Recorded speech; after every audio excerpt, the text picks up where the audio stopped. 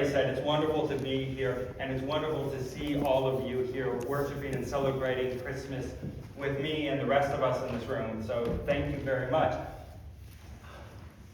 It is good. It is wonderful. It is exciting. I've had, north of 45 of these Christmases yet, and I gotta say the shine has not worn off. I got up this morning and I was excited. It is a special day. I guess minus a few years in high school when I was too cool for Christmas, but my mom was unfortunately right. That was just a phase. I love it. And it felt good this morning to get up and be like, yes, this is Christmas. The weather's weird, but this is Christmas. It's still exciting to me. Now, I grew up Presbyterian, so when I grew up, we always had these candles here, and this was just a part of the thing. So imagine my shock. I think it was only when I got to seminary and met a bunch of other people as well who were talking about Christmas lights when I realized not everybody lights those candles, or if they do, not always for the same thing, or if the same thing's not always in the same order. And I was like, are you kidding me? Has this not been ordained by God and given to us from above? Thou shalt light these 4 candles in this order. We came up with that. And for a second there, we can let that take away from it. But then, you know what? That doesn't take a darn thing away from it. I actually like that more. I like more that us humans are creating tradition around our enthusiasm and our excitement and our celebrating of this moment. And we said, you know what? Out of this story, where we've got this Christ that's being born, you know what it means? Peace, hope, joy, and love. This is what it means. These 4 things, we could have chosen anything. I mean, to hear others talk about it, like, we're not lighting candles for guilt or shame over there. That's not what we're about. There's no judgment candle. We're here for peace, hope, joy, and love.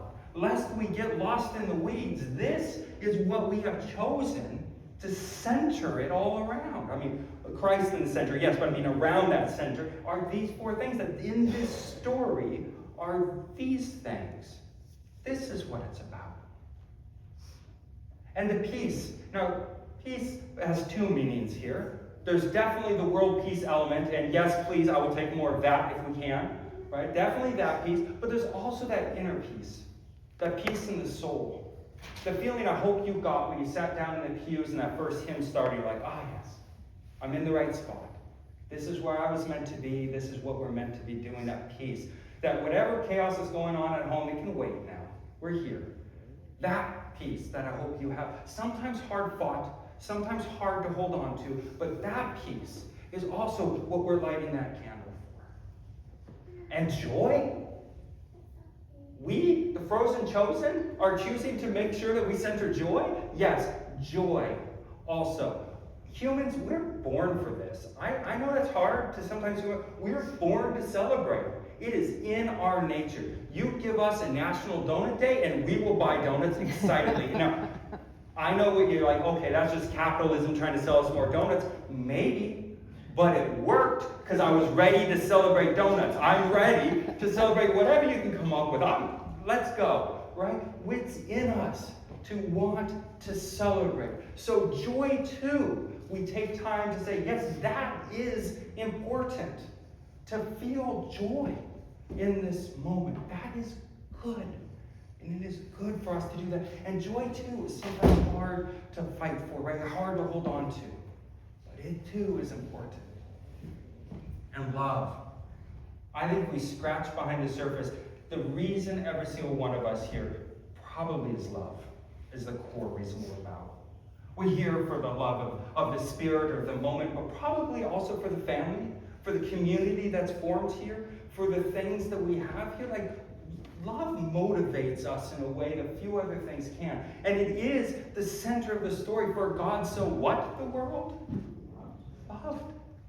Love is what kicks it all off. And I find it's at the center of the things that motivate me the most too. So love too. We say yes to that. And then hope. Now, I did them out of order because I wanted to save hope for last. Here we did hope first, but sometimes, does that not seem the most ephemeral, the hardest to kind of hold on to. To me, that seems sometimes like the one where it's like, well, I lit the candle, God, now it's your turn. You got to bring the hope because I did the candle thing, right? But that's not what it's about. It, too, is something we have to choose to hold on to and say, yeah, I'm going to center hope, even when it's hard to feel hopeful. I want to put that around the center of this story, too. These things we've chosen as important to us in this season to remind us of as we think of that center element, which is the birth of Christ.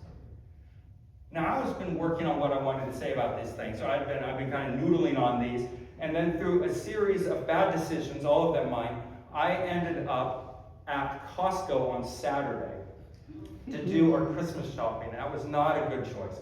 And you know, I was like, but that's okay. I've got peace, hope, joy, and love. I've got these things. I'm going to be all right. And that optimism lasted almost all the way through the parking lot. And then by the time you're like parking halfway around the side of the building, you're like, oh, no. This isn't going to be a good experience. I have made a terrible mistake.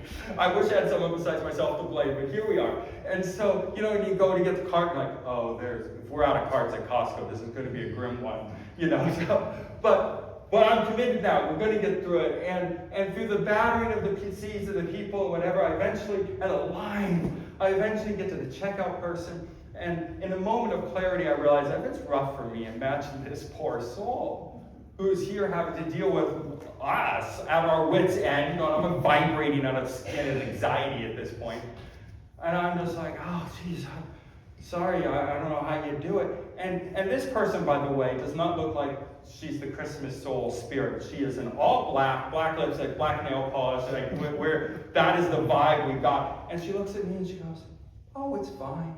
It's just people here, you know, it's on their day off and they got to do shopping for Christmas just like the rest of us. I hope they have a wonderful Christmas and they find everything they need. And you know what? We got all hands on deck here. We're going to be okay. Maybe today go faster, really, if anything. I was just like, oh, you want to do the service on Wednesday? I think you got this figured out. I am lost here, and this person is just this island of calm. And I was like, oh. Yeah, okay. Of the two of us, who's chosen to try to hold on to these things? And that's the other thing. That's actually the other thing about why I love the candle symbolism. Is because they're fragile things. And they can get blown out. And what would happen if, heaven forbid, in the middle of the service, the hope candle would go out? What would we do? We'd light it again. We'd light it again. That's what we would do. And if it went out again, maybe we'd investigate to see why. If there was a draft or something, maybe we'd move it to protect it. But then we would light it again. That's what we do.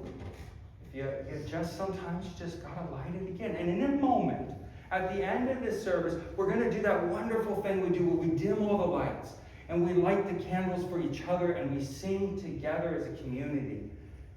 And we're going to light each other's candles. And if someone's goes out, what are we going to do? Light it again. We're going to light it again. And we're going to light each other's. And we're going to look after each other. And we're going to take care of each other. And that's the thing about those four things too.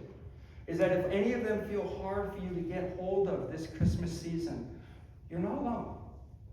There's a whole room full of people here that are willing to help you carry those things. And if you need it, we'll help you light it again. That's what we're about. So my friends, with true joy, I say again, Merry Christmas.